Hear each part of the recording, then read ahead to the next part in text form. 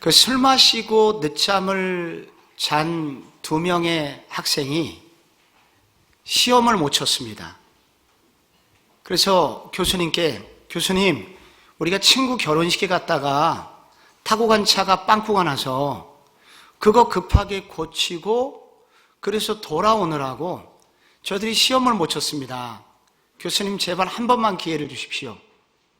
그래서 교수님께서 그들에게 특혜를 베푸셔갖고 시험을 치르게 됐습니다. 그런데 그들이 시험 문제를 받고 나서 깜짝 놀랐어요. 2명이 시험을 쳤는데 시험 문제 1번, 4바퀴 중에서 빵꾸가 난 바퀴는 어디인가?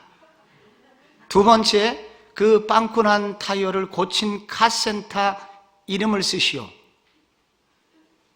그래서 2 사람은 영원한 낙제를 하게 되었습니다. 이게 성경대학 지금쯤 되면 서서히 꾀가 생겨요. 또 이렇게 고난주간이고 또 새벽에 주님 만났는데 또 저녁에 굳이 또 주님 만나면 주님도 피곤하지 않겠나. 그래서 점점 우리에게 꾀가 생깁니다. 하나님께서 우리에게 처음 주신 마음, 하나님의 말씀 앞에 붙들리리라.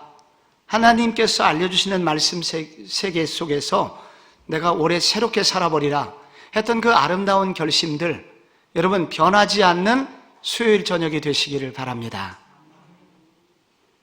여러분, 우리가 오늘 마태복음을 잘 알고 있는 것 같지만 우리 성경대학 지난 몇 주를 통해서 알게 된 것은 이 4명의 복음서 저자들은 각각의 인격과 각각의 경험과 각각의 또 다른 관점을 가지고 예수님을 소개하기를 원했다. 그래서 각각의 저자들이 바라보는 관점으로 성경을 볼 때 우리는 예수님에 대한 이 저자들의 관점만이 으로서만 볼 수 있는 그 독특한 예수 그리스도를 알면 그 예수님을 아는 지식도 풍성할 뿐만 아니라 그 그리스도로부터 오는 그 무한한 영광스러움을 우리가 조금 더 누리게 될 것이다. 그런 얘기를 했었습니다. 여러분, 이 마태복음은 왜 중요한가 하면은 마태복음의 별명이 있어요. 그것은 여러분의 가진 책에도 나오는데 구약에서 신약으로 들어가는 관문이다. 현관이라는 거예요. 그리고 여러분, 구약의 말라기가 딱 끝나면 넘기면 마태복음입니다.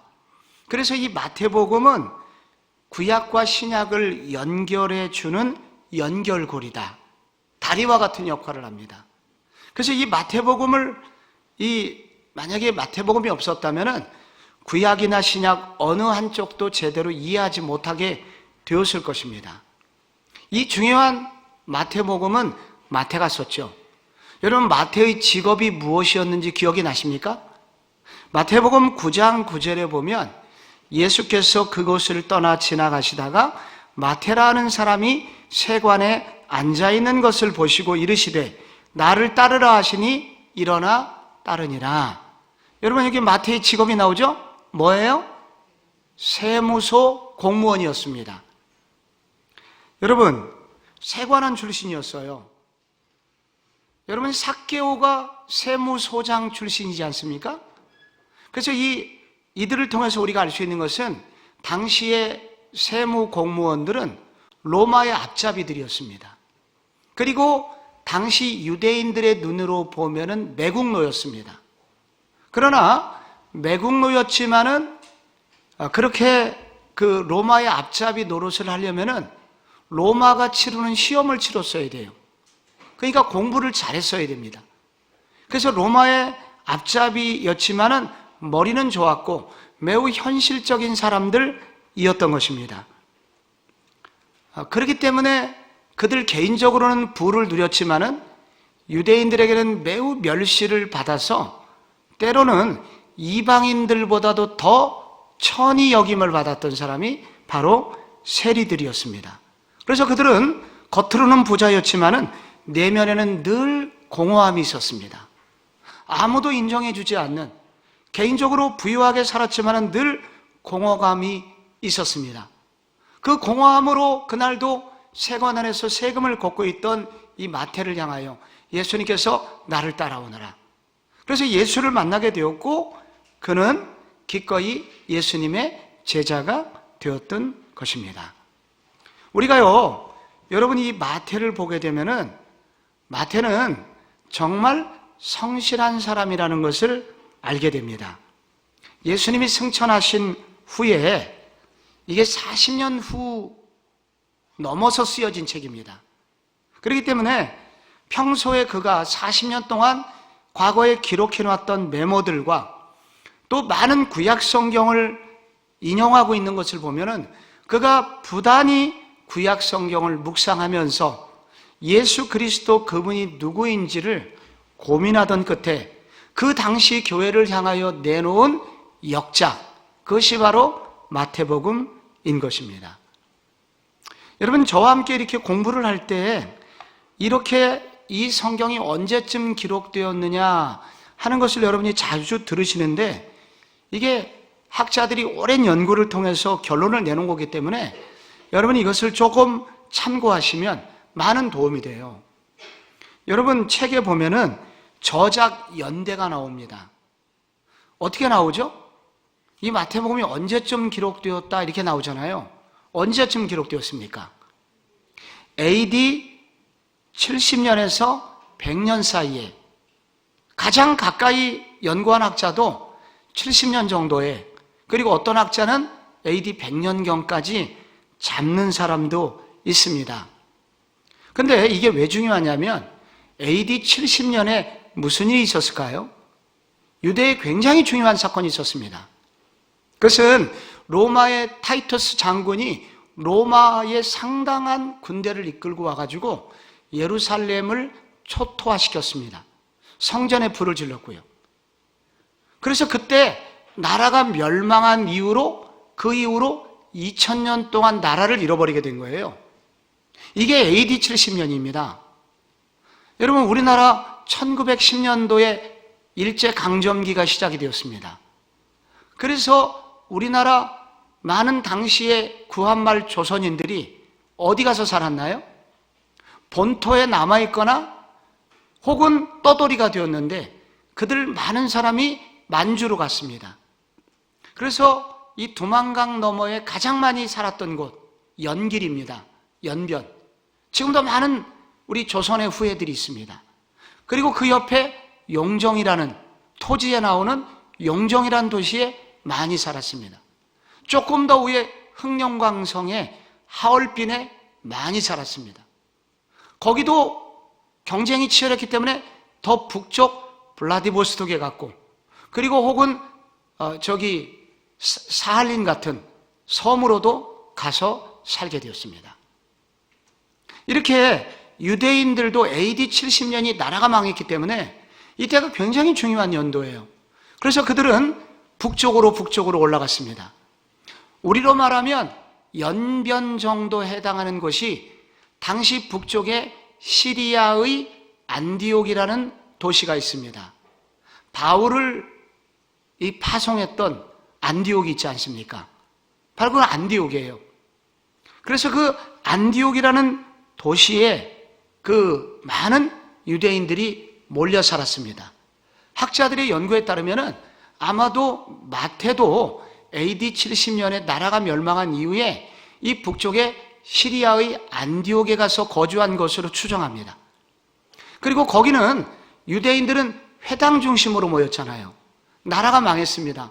회당에 모였는데 문제는 뭐냐면 예나 지금이나 예수를 믿는 유대인과 예수를 믿지 않는 유대인이 있었습니다. 누가 더 많았을까요? 예수를 믿지 않는 유대인이 더 많았습니다. 그래서 그들이 예수 믿는 사람을 또 핍박합니다. 그래서 너희가 믿는 예수는 사이비야, 이단이야 하면서 막 공격을 했죠. 그때 주로 물었던 질문이 너희가 믿는 예수가 너희는 메시아라고 그러는데, 구원자라고 그러는데 그런 증거가 있느냐? 라고 이런 질문을 계속해서 던지고 있습니다. 메시아라면 왜 십자가에 못 박혀서 죽어야 되느냐? 예수가 유대인들이 기다리던 바로 그 메시아냐? 하면서 그런 질문을 하게 됩니다. 이런 고통스러운 질문을 받은 마태가 그 질문에 대한 답변의 형식으로 이렇게 쓰여진 책이 바로 마태복음인 것입니다. 저기 좀 꺼주세요. 네, 여러분, 그래서 이 마태복음을 보면은 유대적인 복음서와 반유대적인 복음서로 우리가 나뉘는데요. 여러분, 이 유대적인 복음서라고 하는 것은 뭐냐면은 이 마태는요, 성경을 읽어보시면은 아브라함과 다윗의 후손을 강조한 반면에 누가복음에 보면은 예수부터 시작하여 아담까지 올라가잖아요. 그래서 여러분, 마태복음을 읽어보면은 이 유대인들이 매우 익숙한 아브라함과 다윗을 강조합니다. 여기 선교의 범위를 보게 되면은 이런 말씀이 나와요. 마태복음 10장 5절에서 6절 보면 잠깐 읽어볼게요. 이방인의 길로도 가지 말고 사마리아인의 고을에도 들어가지 말고 오히려 이스라엘 집의 잃어버린 양에게로 가라. 여러분, 여기 보시면 무엇이 느껴지십니까? 이스라엘의 잃어버린 양에게로 가라는 이 선교 범위를 이스라엘로 제한한 유일한 문구가 복음서에 여기에만 나옵니다. 그리고 마태복음을 여러분 읽어보시면 구약 성경에 대한 인용구가 복음서 중에서 제일 많이 나와요. 이 말은 무슨 얘기냐면 이 마태복음은 주로 대상들이, 마태에게 설교를 듣는 주 대상들이 바로 유대인들이었다는 거예요.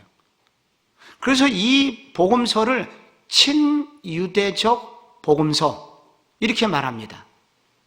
그런데 동시에 이 복음서를 읽어보면, 마태복음을 읽어보면 다른 복음서에 나오지 않는 독특한 또 하나가 나오는데, 그것은 유대인들을 세차게 공격하는 그런 반유대적인 모습도 동시에 나와요. 여러분, 예를 들자면요, 여러분이 마태복음을 읽어가면 이런 구절을 종종 발견합니다.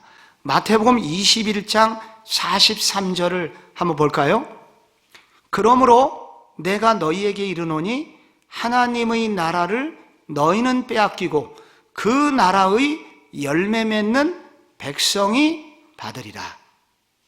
여러분, 이런 구절 종종 읽으시면서 보셨죠?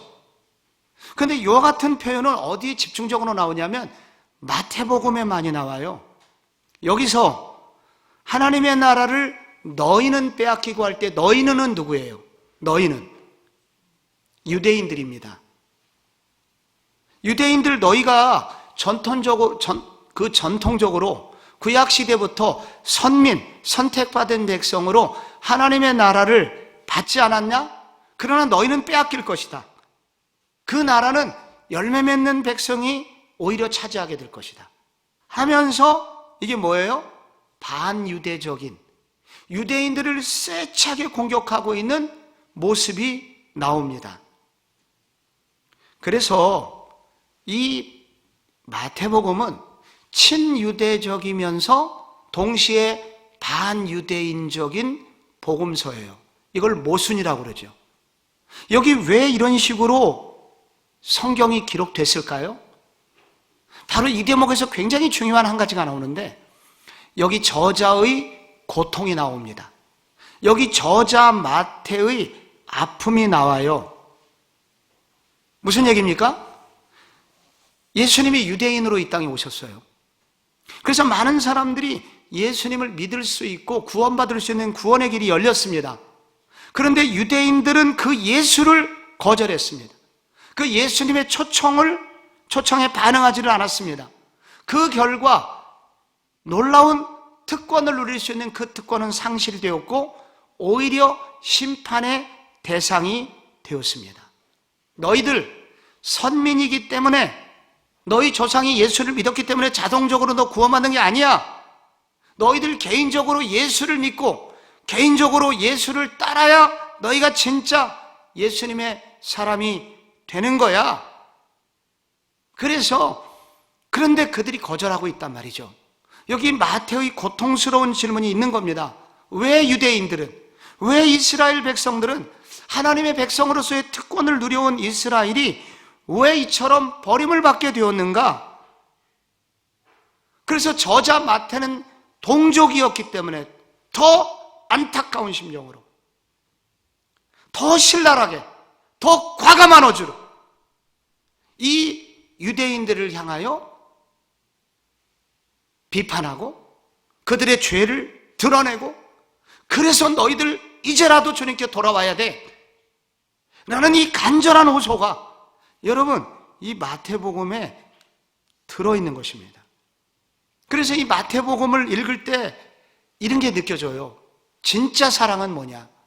그것은 오냐 좋은 게 좋은 거다 라고 말하는 것이 아니라 이 아픈 말을 할 수 있는 사람이어야 되고, 그리고 그렇지만 동시에 그 속에 그들을 향한 사랑, 동족이 정말로 구원받았으면 좋겠다고 하는 이 절절한 사랑이 있을 때 그 사랑은 효과가 있다는 것을 우리는 마태복음을 읽으면서 좀 느끼셨으면 좋겠습니다.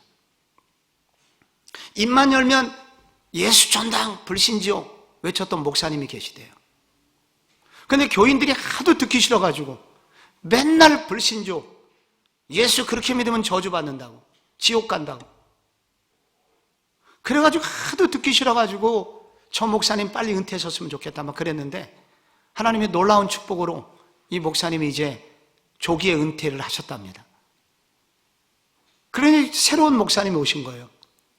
이 새로운 목사님도 너무나 한편으로 실망스럽게 입만 열면 이분도 또 예수 제대로 안 믿으면 지옥 간다고 이 설교를 매번 하시는 거예요. 그런데 신기하게 이 목사님은 너무너무 좋아했답니다, 교인들이. 그래서 옆에 있는 이웃 교회 집사님이 궁금한 거예요. 아이고 집사님, 지난번 목사님이나 이번 목사님이 똑같이 그렇게 지옥에 대해서 신랄하게 그냥 비판하시는데, 말씀하시는데 왜 이번에는 목사님 좋아하세요? 그랬더니 그 집사님 하시는 말씀이, 지난번 목사님이나 이번 목사님이나 똑같이 그냥 지옥에 대해서 세게 얘기하시는데 새로 오신 목사님은 지옥에 대한 설교를 하시면서 늘 눈물을 흘리세요. 우리가 똑같이 예수에 대해서 얘기한다고 해서, 똑같이 우리가 말을 한다고 해서 같은 것은 아닙니다.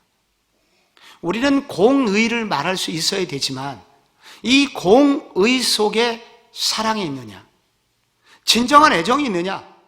근데 이 마태의 가슴 속에는 이 사랑이 있었던 겁니다.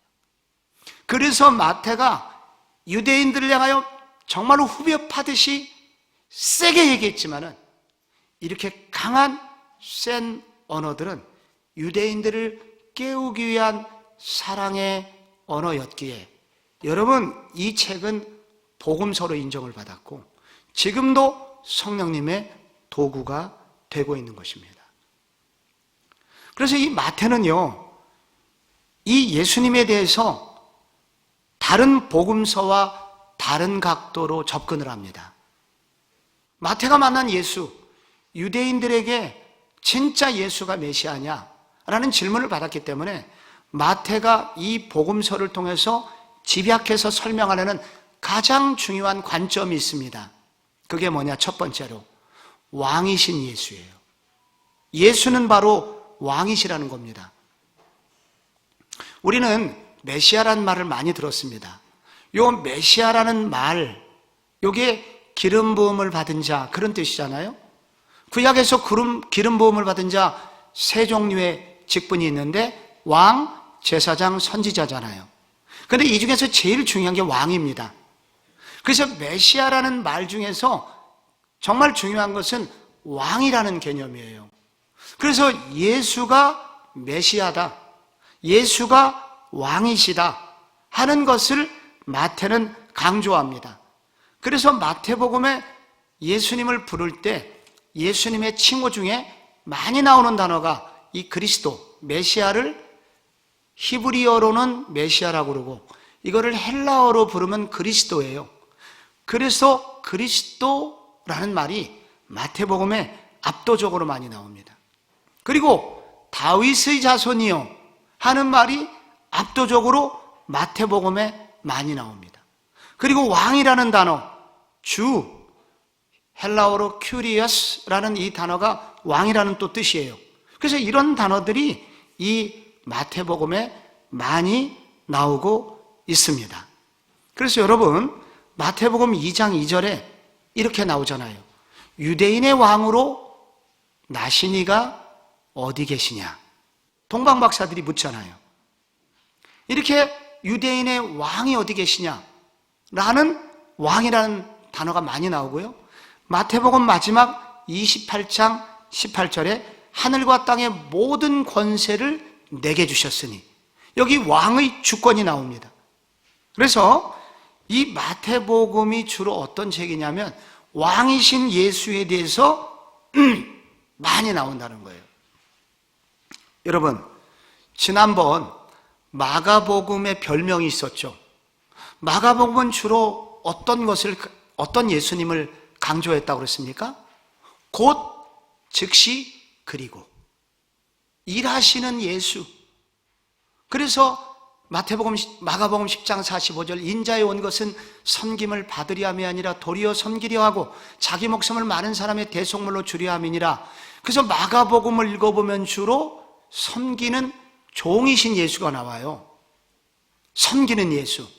근데 마태복음을 보면은 느낌이 달라요.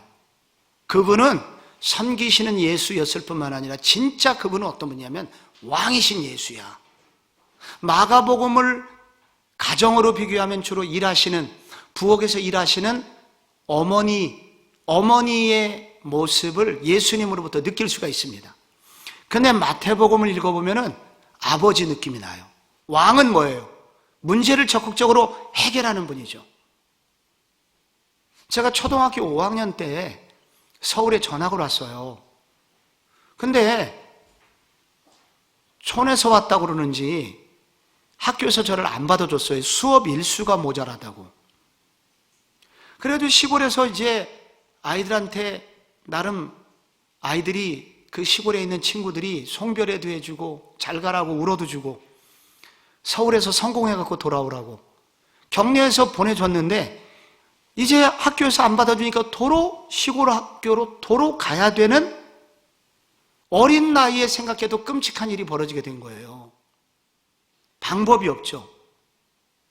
시골에서 아버지가 올라오셨어요. 아버지가 담배 한 갑을 사셔갖고 그 사이에 뭐를 끼워 넣으시더라고요. 그래가지고 교무를 담당하시는 선생님에게 찾아가서 담배를 드리면서 잘 부탁드린다고 한마디 하니까 갑자기 그 선생님의 태도가 급변하면서, 왜 시골에서는 학교 안 가고 한 3일에서 4일 정도 농촌 생활을 돕는 가정실습이라는 게 있어요. 시골 학교는 그런 게 있잖아요. 그러니까 수업 일수가 맞을 리가 없습니다. 그리고 저를 받아준 겁니다. 저는 그때 아버지의 위력을 알게 된 거예요. 아버지는 그런 존재더라고요. 여러분, 어머니하고 아버지하고 다른 게 있어요. 엄마가 하지 못하는 게 있어요. 그래서 아이들이 균형 있게 자라려고 그러면은 엄마도 있어야 되지만 아버지가 있어야 되죠. 그래서 여러분, 성경에는요, 마가복음만 있어서는 안 되고 마태복음이라는 게 있는 거예요. 마태복음을 통해서 스케일이 다른 예수를 만나게 되는 거예요. 왕이신 예수라는 거죠. 메시아 예수라는 거죠. 그 예수를 만나라는 거예요. 그게 마태가 우리한테 알려주는 것입니다. 그래서 이런 아버지와 같은 성품을 가진 예수를 만나면 성도들이 용기를 얻게 되는 것입니다. 주님을 부르면서, 주님, 나의 삶에 이런 예수님이 필요합니다. 그래서 이런 예수를 만나기를 원하는 것입니다.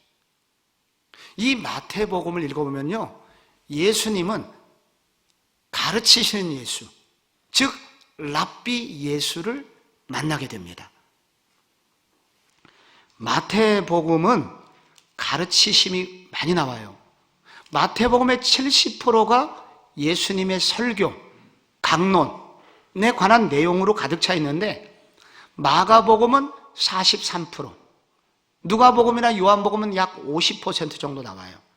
그런데 마태복음은 압도적으로 설교가 많이 나와요. 그래서 여러분, 제가 질문해 볼게요. 정답은 마태복음이에요. 여러분, 주옥 같은 산에서 예수님께서 3장이나 길게 산상설교를 한 이 설교가 어느 복음서에 나와 있을까요? 정답은 마태복음이라니까요. 여러분, 예수님께서 7가지 그 천국 비유, 겨자씨부터 시작해갖고 이 놀라운 천국 비유 7가지를 몰아서 한 설교가 있는데 이 설교가 어디에 나올까요? 많은 설교가 마태복음에 나와요. 그래서 여러분께서 앞으로 이 마태복음을 오늘과 다음 주에 관점을 어디에 두셔야 되냐면 마태복음을 읽어보면 선생님, 잘 가르치시는 예수님에 대하여 알게 됩니다. 그리고 특이하게 예수님, 이 가르치심은, 잘 가르치는 선생님의 특징은 뭐냐면은 어떤 복잡한 여러 가지 내용을 하나로 딱 정리를 잘 하시는 분이 잘 가르치는 거 선생님이거든요. 앞에 갔다가 뒤에 갔다가 정신없이 하는 선생은 이게 뜨기가 힘들어요. 일타 강사들의 공통점은 뭐냐면 굉장히 복잡한 것을 한쪽으로 확 몰아가지고 일목요연하게 딱 정리를 해놓는 특징이 있습니다. 이 마태복음의 특징이 그래요.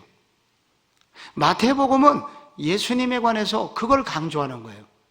예수님께서는 이렇게 잘 가르치시는 분이다. 그래서 예수님의 가르침이 다 모아져 있어요. 여러분이 그래서 한 번 설교가 시작되면 마태복음은 굉장히 길어요. 이것은 예수님이 원래 한 번 설교하면 그렇게 길게 했다는 뜻은 아니에요. 그러나 의도적으로 마태는 이것을 모았습니다. 그래서 예수님은 정말로 천국을 잘 가르치시는 분이시다 하는 것을 알려주기를 원했던 겁니다. 한 가지 더 특징만 말씀드릴게요. 마태복음에는 복음서 중 유일하게 교회라는 단어가 나와요. 다른 복음서는 교회가 안 나와요. 근데 마태복음에서는 교회가 나와요. 여러분, 정답은 오늘 마태복음이에요. 질문에 이 반석 위에 내 교회를 세우리니 음부의 권세가 이기지 못하리라. 할렐루야. 이 말씀이 어느 복음서에 나올까요? 마태복음에 나와요. 마태복음에서 최초로 교회라는 단어가 나와요. 그래서 이 교회는 제자들의 의도에 의해서 교회가 시작된 게 아니라 예수님의 계획에 의해서 세워진 것이다 하는 것을 이 마태복음은 알려주고 있는 것입니다. 여러분, 마태복음은 28장으로 되어 있어요. 근데 여러분께서 28장의 마태복음을 옛날에 늘 여러분이 읽으시던 방식으로 읽으면은 성경대학의 의미가 별로 없어요. 여러분, 제가 지금 말씀드린 저자의 의도, 저자가 강조하려는 의도를 가지고 성령님 깨닫게 해주십시오라는 의도로 여러분이 성경을 읽으시면 여기서 이런 예수를 여러분이 만나시게 돼요.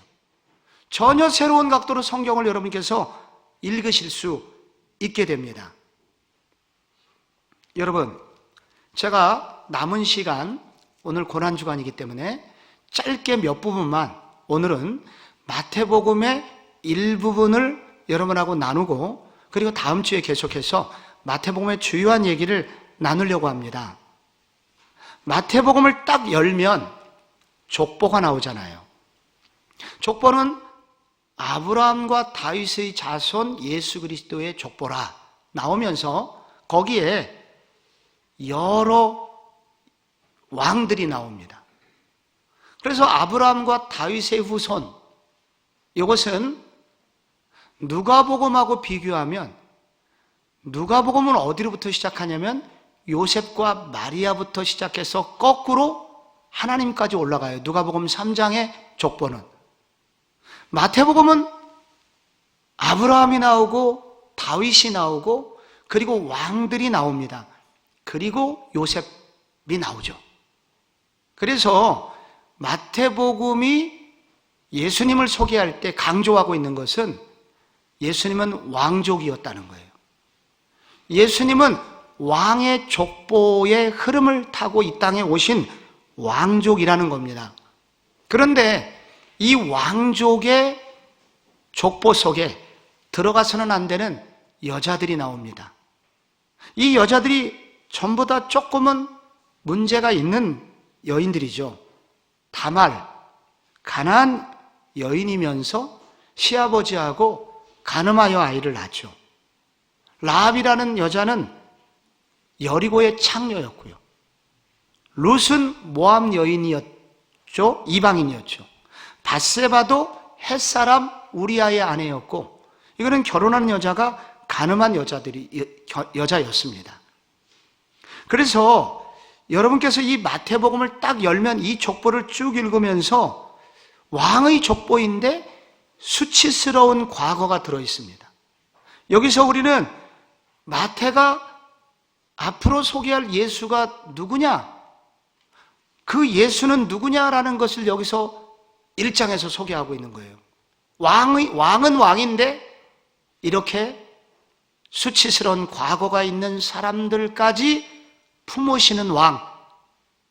이렇게 가슴 아프고 이 족보에 결코 들어올 수 없는 이방 여인들에게까지 마음을 열고 그들을 품으시고 그들을 하나님의 자녀로 만드시기 위해서 이 땅에 오신 분, 그런 왕이라는 것을 우리가 알게 됩니다.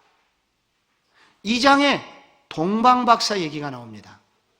여러분, 동방박사 이야기는 요 마태복음 말고 마가, 누가, 요한 이 세 복음서 중에 또 어디에 나오죠? 마태복음 말고 안 나와요. 마태복음만 나옵니다. 여러분, 이 마태복음만 나와요. 이 동방박사 얘기는. 왜 마태복음만 나올까요? 여기 동방박사 할 때 이 박사는 바벨론에 있는 제사장이나 혹은 천문학자로 추정이 되는데, BC 4년경에 아주 희한한 한 별이 뜨게 되죠. 그래서 그 별을 보고 예루살렘에 오게 됩니다. 그런데 이들이 와서 예수님께 경배하면서 선물을 준비합니다. 황금, 유황, 몰약을 선물로 합니다. 이 세 개 다는 누구에게 주는 선물이냐면 왕자가 탄생할 때 주는 선물들이에요. 그래서 예수, 그는 누구냐? 그분은 유대인의 왕으로 이 땅에 오신 분인데, 저 멀리 바벨론에 있는 사신들까지 와서 아기 예수를 경배하는 것을 보면 이 왕은 왕인데 보통 왕이 아니라 우주적 왕이다. 우주의 왕이시라는 것을 여기서 설명하고 있는 것입니다. 그래서 이 마태복음은 예수, 그분은 누구냐? 한마디로 왕이신 예수고, 그 예수는, 그 왕은 왕인데 죄인들을 품으러 이 땅에 오신 왕이시고, 동시에 한 유대를 넘어 열방을 가슴에 품는 왕이시고, 별의 세계까지 움직이시는 걸 봐서 스케일이 온 우주를 다스리시는 왕이시다. 우리의 예수가 이런 예수야 라고 마태는 이 예수님을 소개하고 있는 것입니다. 여러분, 이런 예수가 여러분의 구주가 되신다면 여러분의 인생의 스케일이 어떻게 되겠습니까? 이런 예수가 나의 예수라면 우리의 인생의 스케줄이 얼마나 넓어지겠습니까? 이런 예수를 만나시기 바랍니다. 마태복음을 읽으면서 이런 예수를 만나야 돼요. 여러분, 예수님은 가르치는데 오늘날로 말하면 초특급 일타 강사셨습니다. 말씀을 너무 잘 가르치셔갖고 예수님의 별명이 이제 선생님 중에 선생님인데, 그 많은 설교 중에 예수님의 설교로서 가장 유명해진 설교가 산상설교입니다. 이 산상설교가 여러 별명이 있습니다. 이 산상보훈, 혹은 천국의 대헌장, 신구약 메시지의 요약, 이런 별명이 있거든요. 근데 이 설교를 예수님께서 왜 하시게 되냐면은 구약 시대에 출애굽이 있었잖아요. 출애굽을 한 이후에 이스라엘 백성들이 시내산 앞에 모여 있었고, 그 시내산에서 하나님께서 모세를 통해서 십계명을 주셨고, 십계명과 더불어서 구체적인 다른 율법을 주셨습니다. 그 율법을 왜 주셨냐면은 너희들은 더 이상 애굽의 노예가 아니라 하나님 나라의 자유민으로서 너희는 내 백성이고, 내 백성은 애굽에서 살던 시절과 다른 삶의 규범이 필요해. 그래서 주신 게 십계명이고, 그래서 주신 것이 율법입니다. 마찬가지로 이제 예수를 믿는 사람은 새로운 왕국, 하나님 나라의 백성인데, 시내산에서 율법을 주신 것처럼 이제 새로운 천국 시민이 된 제자들에게 새로운 삶의 규범을 제시하기 위해서 예수님은 이 산상설교를 주셨다는 거예요. 그래서 이 왕의 자녀들이 된 제자들에게 새로운 삶의 규범을 주신 것입니다. 그래서 천국 시민이 되고자 하는 모든 백성들은 마태복음 5장, 6장, 7장을 읽어야 된다. 그래서 우리가 이것들에 대해서 설교를 많이 들었습니다. 마태복음 5장, 6장, 7장. 근데 이 마태복음 5장, 6장, 7장이 구조가 이렇게 되어 있어요. 앞에 서론이 있어요. 서론은 팔복에 관한 겁니다. 심령이 가난한 자는 복이 있나니. 이렇게 시작되는 게 서론이에요. 그런데 본론이 있는데, 이 본론이 5장 중반부터 7장 중반까지인데, 이게 주로 무엇에 관한 거냐면은 천국 백성은 바리새인보다 더 나아야 된다. 더 나은 의를 가진 사람이 천국 백성이다 라고 본론이 나오고, 그리고 7장 중후반에 결론이 나오는데, 여기에는 천국 백성에게는 이 두 문이 있고 좁은 문과 넓은 길이 있는데 그 중에 좁은 길을 택해야 된다고. 선택에 관해서 천국 백성은 선택하는 사람이라고. 그 열매로서 천국 백성인지 아닌지 알게 될 거라고 하면서 이 산상설교가 끝납니다. 그래서 여러분이 이 마태복음 5, 6, 7장에 예수님께서 잘 가르치시는 분인데 뭘 가르치셨는지는 여러분이 알아야 됩니다. 여기서 먼저 예수님께서 팔복을 서론에서 말씀하시면서 그 결론으로 주신 말씀이 너희는 세상의 소금이요 빛이다 이렇게 말씀하셨잖아요. 그래서 앞으로 너희들이 이 설교를 들을 텐데 천국 백성은 한마디로 사명이 있는 사람들인데 이 사명은 뭐냐면 천국의 인격을 가지고 이 땅의 부패와 죄악을 막는 사람이다 하는 것을 알려주는 사람이라는 것을 알게 됩니다. 그리고 중요한 이제 본론이 나와요. 오늘의 여러분 가장 어려운 부분인데요. 5장 17절과 20절에 여러분 바로 이런 천국 백성이 더 나아야 된다는 부분이 나오는데 이 부분을 한번 같이 읽어보려고 합니다. 마태복음 5장 17절에서 20절인데 17절과 20절만 한번 읽어볼게요. 같이 한번 읽어봐요. 시작. 내가 율법이나 선지자를 폐하러 온 줄로 생각하지 말라. 폐하려 온 것이 아니요 완전하게 하려 함이라. 내가 너희에게 이르노니 너희 의가 서기관과 바리새인보다 더 낫지 못하면 결코 천국에 들어가지 못하리라. 여러분, 이 마태복음 산상설교에서 핵심이 본론이 여기에요. 근데 이 말씀은 제자들을 매우 낙심시킨 구절입니다.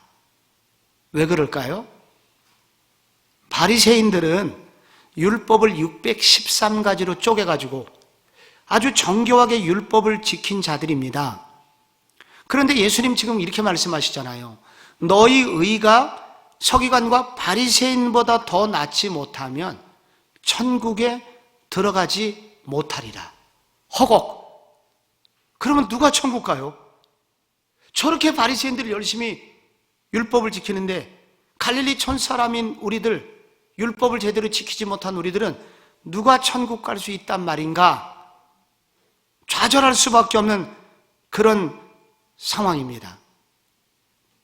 그러면서 이 구절 이 율법에 대해서 내가 율법을 폐하려 온 게 아니야. 완전하게 하러 왔어. 그러면서 율법을 지키라고 다시 한번 강조하셨죠. 여기서 여러분, 율법을 한 번쯤 정리하셔야 됩니다. 구약의 율법, 그 중에 가장 중요한 율법은 십계명이죠. 여러분, 십계명의 핵심은 뭐냐면은 하나님을 닮으라는 거예요. 여러분, 이 율법을 주신 이유가 뭐냐면은 하나님이 왜 우리에게 율법을 주셨냐면은 여러분이 가진 책 42쪽에 괄호가 2개가 있습니다. 2번에 1번의 기억에. 그게 율법에 관한 건데 여러분 왜 율법을 주셨냐면 그것은 하나님 자신이 가로에 그런 분이라고 쓰셔야 돼요. 그런 분이시기 때문이다.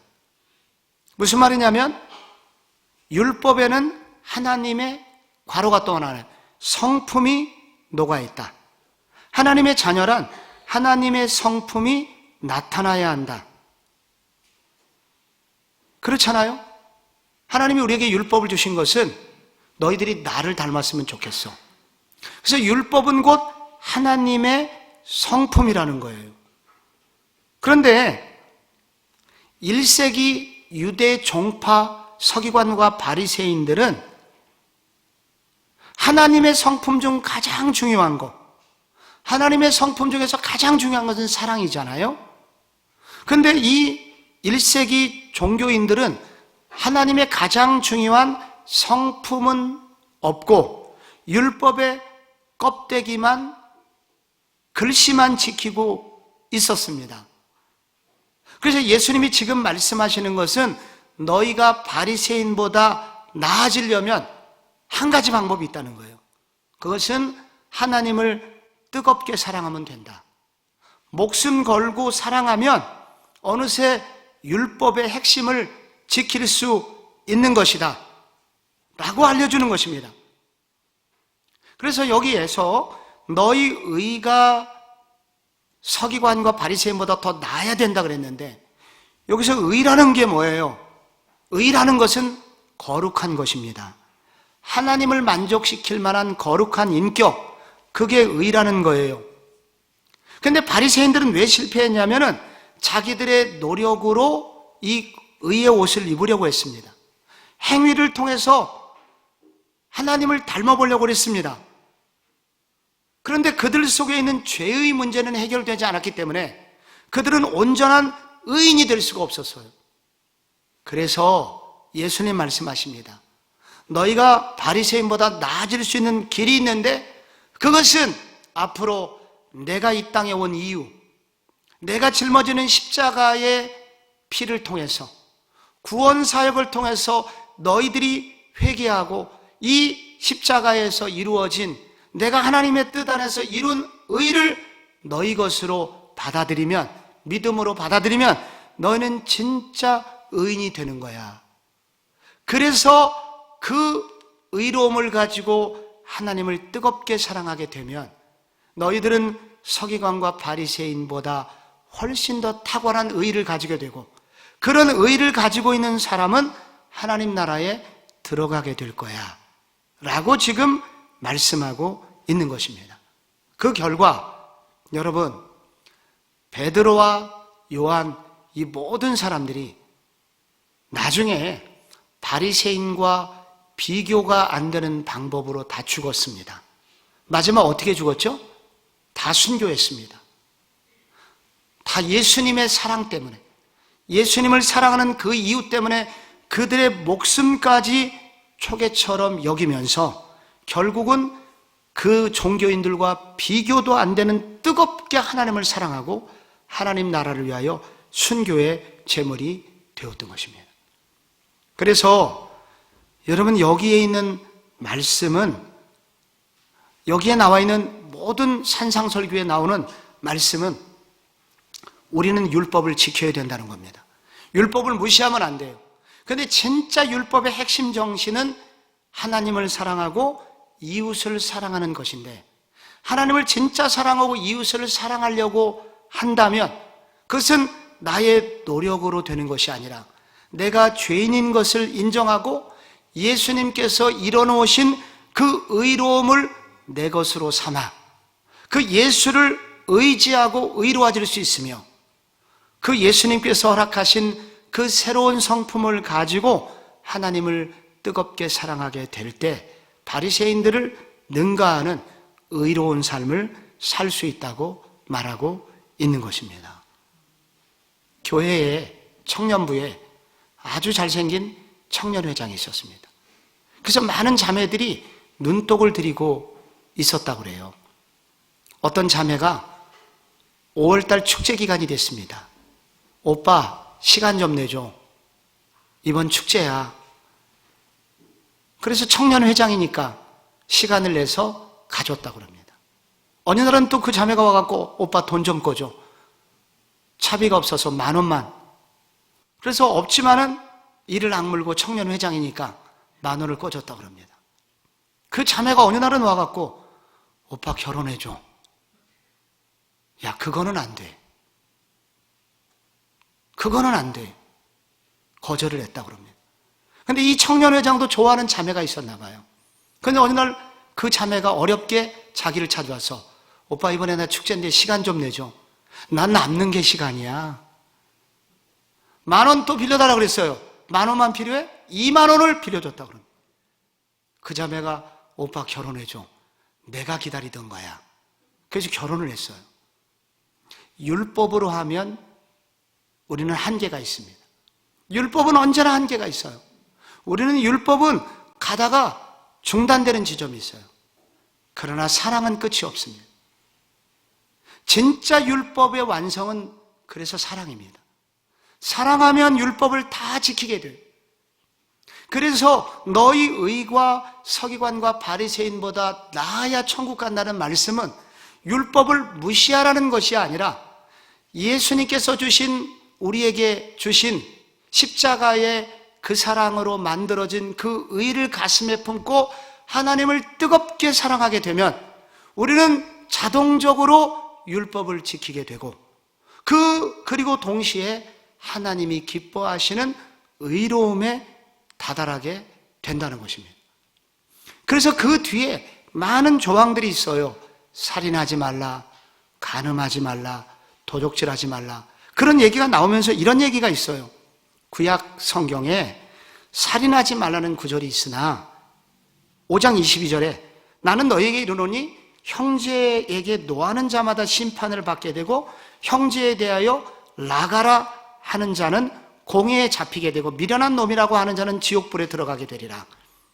너 살인, 구약의 율법은 살인 안 하면 괜찮은 사람 정도가 되지만 예수를 믿는 사람은 나가, 이건 닭대가리란 뜻이에요.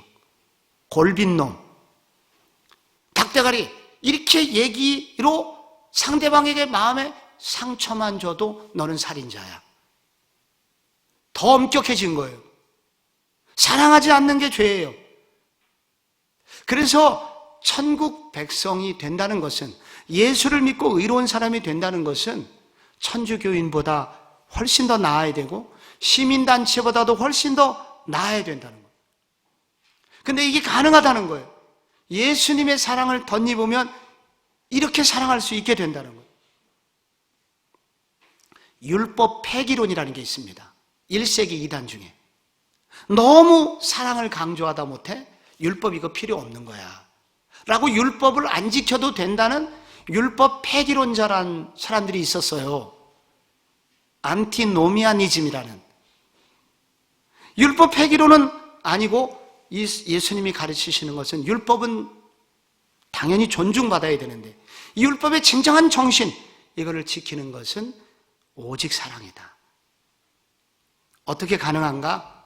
우리 속에 뿌리 깊은 죄를 인식하고 이 죄를 예수 그리스도의 십자가로 해결하고, 그리고 예수님께서 우리에게 주신 의로움을 힘입어 그분의 은혜를 덧입을 때 우리가 조금씩 더 사랑하게 되고, 사랑하면 우리 주님이 원하시는 이런 모든 하나님이 원하시는 것도 지킬 수 있는 사람이 된다는 것입니다.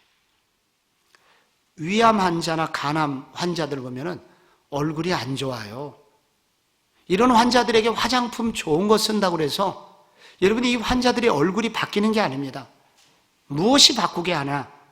예수의 은혜로 속이 바뀔 때, 내 마음에 평화가 찾아오고 내 마음에 기쁨이 찾아올 때 우리 속에 진짜 얼굴이 바뀌는 일이 생기게 된다는 것입니다. 이것이 산상설교를 통해서 우리에게 주시려는 하나님의 말씀입니다. 그래서 예수님의 산상설교는 구약 성경과 반대가 된다는 뜻이 아니라 오히려 온전하게 만드시려고 오셨다는 것이며, 바리새인들이 왜곡하고 곡해했던 것을 정확하게 돌려놓으신 탁월한 선생님, 랍비 예수, 그분이 바로 우리 마태복음에서 만나는 예수님이라는 것을 알게 됩니다. 여러분이 마태복음 8장을 잠깐 한번 보시겠어요? 성경책. 마태복음 8장을 잠깐 보시면은 8장 1절에 여러분 제목이 나와요. 요즘 성경책에는 8장 시작하기 전에 거기 여러분 성경책에는 어떤 제목이 나오나요? 나병 환자를 깨끗하게 하시다가 나오죠. 5절 위에 제목이 나오죠. 뭐라고 나와요? 백부장의 하인을 고치시다. 백부장 하인이 무슨 병에 걸렸게요? 중풍병.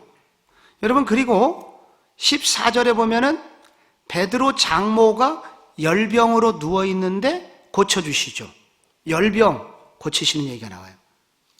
그리고 여러분, 바다를 잠잠케 하시는 장면이 나오고요. 8장 28절 보세요. 여기 귀신 들린 두 사람 고치시는 장면 책에 나오나요? 9장 1절에는 또 무슨 병을 고치시죠? 가다라 지방의 중풍병자를 고치시죠. 가버나움에 고치시고, 그리고 여러분 18절에 보세요. 여기 한 관리의 딸과 예수의 옷을 만진 여자.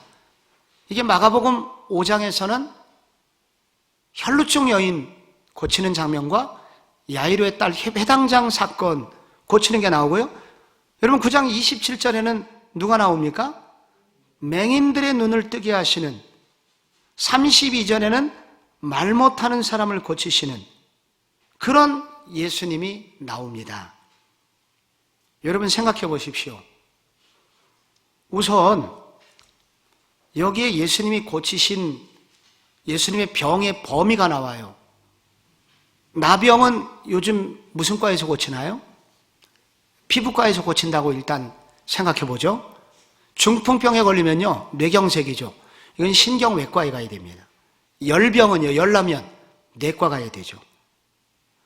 가다라 귀신 축사 장면은 정신과에 가야 됩니다. 야이로의 딸 죽었으니까 이거는 방법이 없어요. 이건 불치병이에요. 혈루증은요, 산부인과 가야 됩니다. 두 맹인은요, 안과 가야 되고, 그 다음에 여기 말 못하시는 분은 이것도 일종의 불치병이지만 일단 이비인후과라고 생각해 봐요. 그러니까 예수님께서 지금 종합병원 의사 같은 모습을 여기 보고 있습니다. 예수님께서 못 고치시는 병이 없어요. 혼자 다 그냥 온 종합병원에 혼자 의사 하시면서 전부 다 고쳐주신 거거든요. 여러분, 그런데 여러분, 예수님께서 이렇게 몰아서 한꺼번에 고치시지는 않았을 거예요. 다른 복음서 보면은 병이 다 동네마다 다른 동네 가서 환자들 만났는데 이상하게 마태복음에는 8장, 9장에 온통 고친 사람을 8, 9장에 다 모아놨어요. 왜 그랬을까요? 마태가 직업이 뭐라 그랬죠? 세무공무원. 그래서 세무공무원의 특징은 항상 처음에 배웠죠? 정리의 귀재예요. 하여튼 잘 정리해요. 그래서 이 세무공무원의 실력 발휘를 해갖고 이 예수님 병 고치신 거를 다 모아놨어요, 여기에. 그러면서 어떻게 알기를 원하냐면은 읽는 독자들로 하여금 예수님이 종합병원 의사, 원장처럼 예수님에게는 못 고치실 병이 없다. 예수님은 모든 과의 전문이시다 하는 것을 성도들이 알기를 원하시는 거예요. 그리고 여기서 우리가 이렇게 능력을 가지신 예수를 만나라는 것을, 그러니까 그분은 왕이시지만은 메시아라는 게 왕과 제사장이잖아요. 여러분, 제사장은 구약 시대에는 의사였습니다. 그래서 이 예수님은 그냥 왕이 아니라 치유의 왕이시라는 거예요. 왕은 왕인데 보통 왕이 아니에요. 이렇게 백성들의 아픔을 같이 공감하시고, 그리고 그들의 문제를 고치시기 위해서 애쓰시는 분, 이분이 바로 우리 왕이신 예수야 라고 우리에게 알려주고 있는 것입니다. 마태를 통해서 여기서 느끼는 것은 마태가 공직자로서 이렇게 모아놓는 것을 잘했기 때문에 우리도 이 마태를 통해서 보면은 우리가 공부한 거, 평상시 우리에게 주어진 것들을 잘 감당할 때, 아, 하나님이 이렇게 복음을 전하는 데 써주시는구나 하는 것을 마태를 통해서 깨닫게 됩니다. 여러분과 함께 이 마지막 한 부분만 좀 나누고 싶어요. 아까 마태복음 10장에 이 말씀을 했었습니다. 마태복음 10장 5절, 6절에 이방인의 길로도 가지 말고 사마리아인의 고을에도 들어가지 말고 오히려 이스라엘 집의 잃어버린 양에게로 가라. 여러분, 이거는 이방인들이 들으면 기분 나쁜 말씀이에요. 사마리아와 이방인들에게는 복음을 전하지 말라고 하신 것처럼 보여요. 그런데 진짜 그랬느냐? 오해입니다, 그거는. 왜냐하면요, 마태복음 8장에 백부장의 소원을 들어서 백부장의 하인을 고쳐주시잖아요. 백부장은 로마인이었어요. 그러니까 이방인에게 관심이 있으시고요. 15장에 가보면은 여기 이방 여인, 가나안 여인의 이 딸이 고통을 당할 때 그 문제를 해결해 주잖아요. 그 이방인을 예수님이 사랑하세요. 그리고 또 예수님이 이방인에 대해서 엄청난 그 관심을 가지고 있다는 것은 마태복음의 결론이거든요. 마태복음 28장 그 유명한 말씀, 그러므로 너희는 가서 모든 족속을 제자로 삼아라. 여러분, 예수님이 이방인을 얼마나 사랑하셨습니까? 그런데 왜 예수님은 10장에서는 너희들 딴 데 가지 말고 이스라엘 집의 잃어버린 양에게로 가라 이렇게 말씀하셨을까요? 왜 그러셨을까요?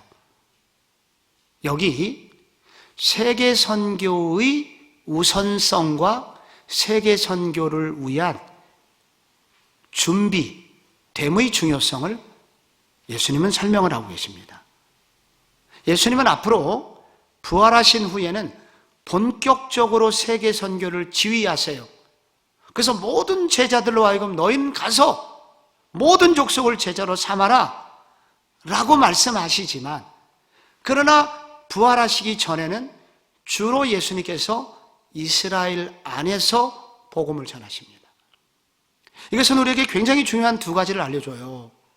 그것은 우선 우리의 세계 선교는 가까운 데서부터 시작되어야 된다는 것과, 그리고 세계 선교는 가까운 데서 준비될 때 쓰임받을 수 있다는 것을 강조하고 있는 것입니다. 그래서 유명한 선교사들이 외치는 구호 중에 한 가지가 세계 선교는 소뚜껑 운전에서부터 라는 그냥 경구가 있어요.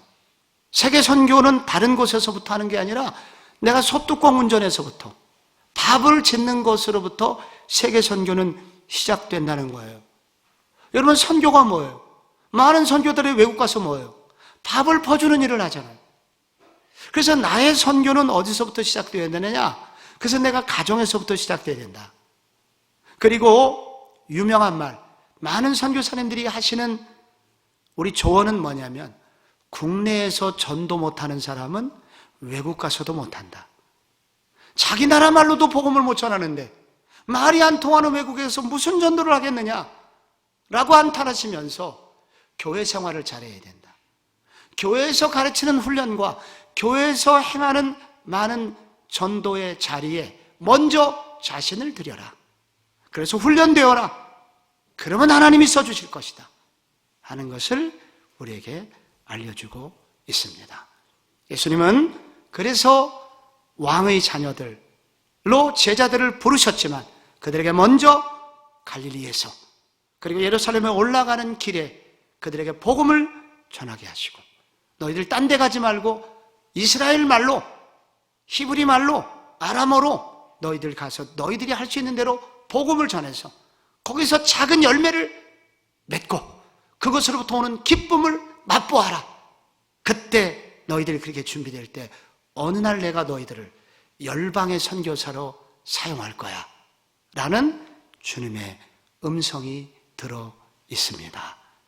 오늘 그런 의미에서 이렇게 성경대학을 겸손한 마음으로 하나님의 말씀을 교회에서 전할 때 이 말씀을 배우고자 하고 이 말씀을 듣고자 하는 여러분을 하나님이 사용해 주실 것이라고 믿습니다.